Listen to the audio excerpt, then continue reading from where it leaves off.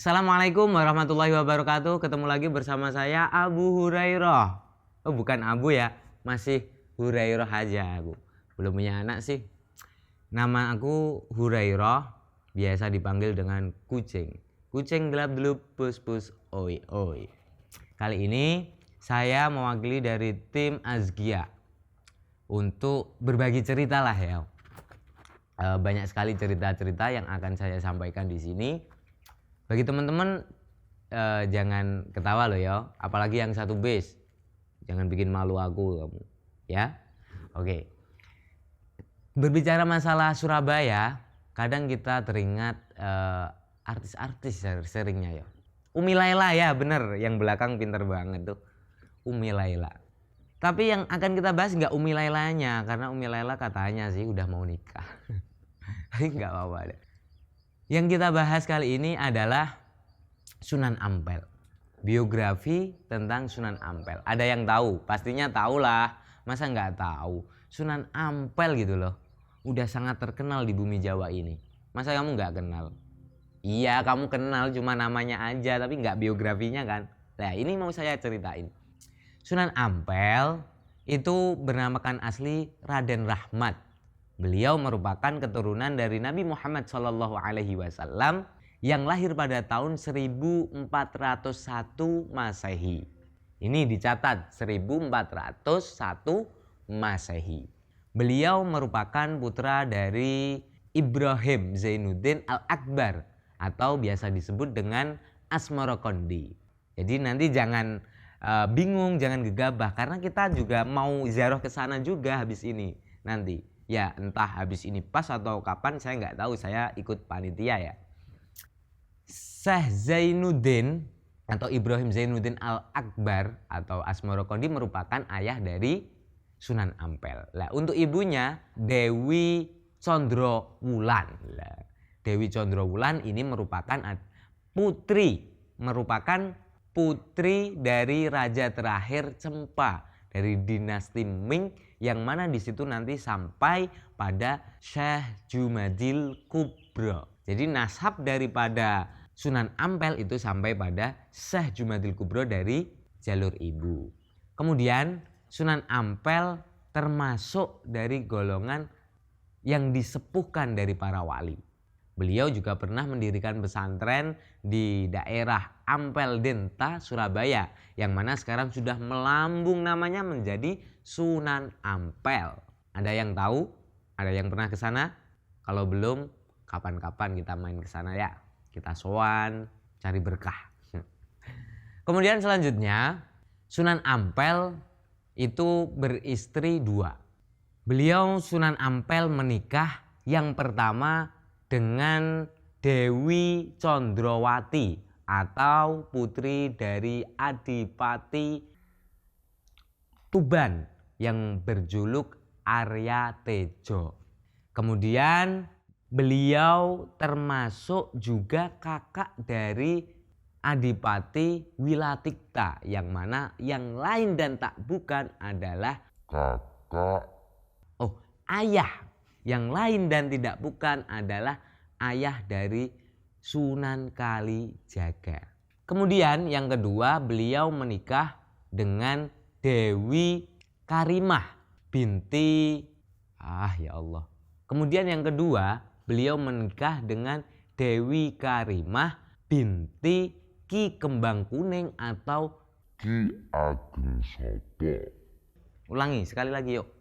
Ki Ageng Supo, bukan Sopo ya. Dari pernikahan yang pertama dengan Dewi Condrowati, beliau memiliki beberapa putra dan putri. Untuk putra ada Sunan Bonang, ada Sunan Lamongan, ada juga Sunan Derajat.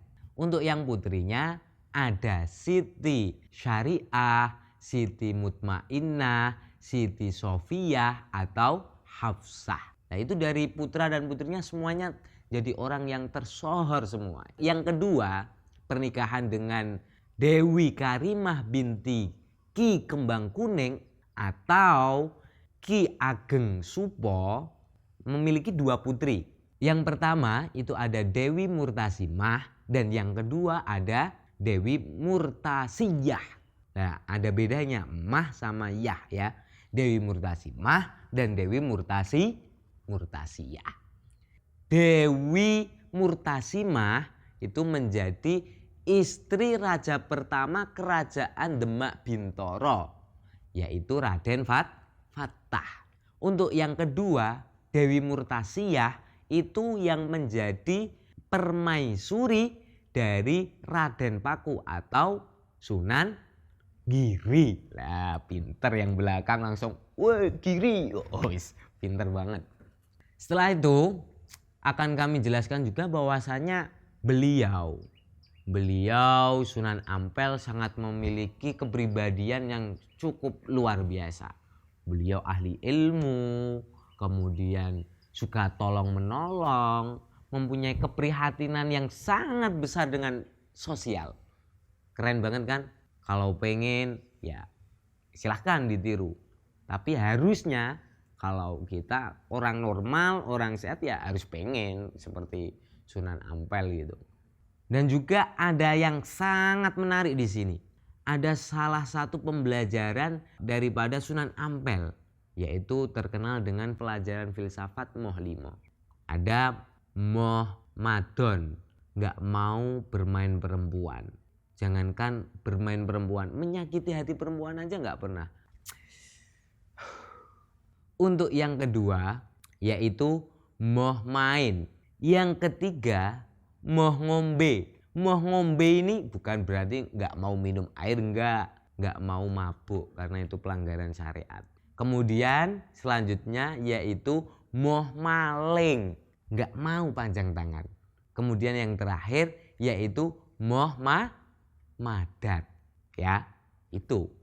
Jadi 5 moh ini yang diajarkan daripada Sunan Ampel. Kalau kalian pastinya hanya moh luwe ya, penting madang warak turu tanek ngaji yo tetap semangat no. Pagah semangat los.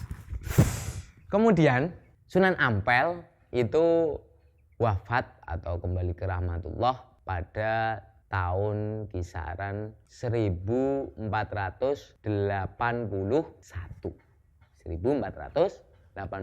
Masehi. Beliau meninggal di dalam masjid. Kalau ada istilah itu Condro Sengkalan, ulama Ampel leno masjid. Ya, karena memang beliau pada waktu itu sedonya di dalam masjid itu. Itu mungkin cerita dari Sunan Ampel, cerita singkat lah. Untuk cerita lengkapnya nanti bisa cari sendiri, entah di Atlas Wali Songo atau di mana terserah. Jangan lupa dari sini kita mendapat beberapa pembelajaran seperti tadi moh limo itu amalkan, insya Allah jadi wali apa sampean. Dan jangan lupa tetap taati dari instruksi panitia azkia, arahannya gimana lakuin aja. Biar kita sama-sama nyaman, sama-sama dapat barokahnya ya, seperti itu. Tetap jaga stamina, jaga kesehatan, dan jangan lupa tetap sempatin mandi di tengah kesibukan, oke? Jangan sampai bau mosok Joko ambune perengus. Dan yang satu ini yang perlu kalian ingat, salah satu daripada nasihat Sunan Ampel yang paling populer adalah nak awakmu nyawang perkara sing gek kasat moto tok, berarti awakmu durung weruh sejati ning pangeran. Lah kuwi. Jadi jangan melihat. Ulangi sekali lagi yuk. Jangan melihat, jangan menilai suatu apapun dari segi dohirnya saja. Ya, itu aja. Tetap semangat ya. Oke? Masih semangat? Cerita lagi gak? Gak usah lah, gue capek. Mungkin itu aja ya yang dapat kami sampaikan.